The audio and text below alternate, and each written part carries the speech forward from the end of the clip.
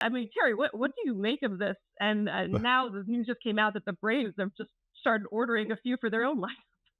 Well, Laura, John and I discussed this before we came on the show, and you remember I brought this up. You remember a few years ago when somebody came up with the idea because nobody wants any. The end of your bat doesn't do any damage, so they cut the end of it out and made the cone shape, the cup at the end of the bat, and the purpose behind that was to put the majority of the weight back in the barrel of the bat, and that's all this is. It's done exactly the same thing. They've made that part of the bat a little bit bigger. Um, but I got news for you.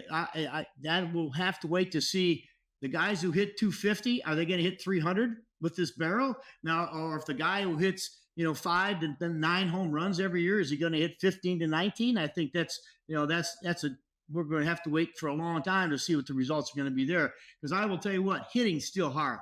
I don't care. I'm gonna bring a bat that I used, and I used a great big bat, a great big handle, and I choked up real far on it, so I hit more balls here, and it didn't help. It didn't make much difference because unless you hit them there solidly on a consistent basis, it doesn't really help you. So I'll have to wait and draw conclusions because the guys I'm seeing hit home runs are home run hitters.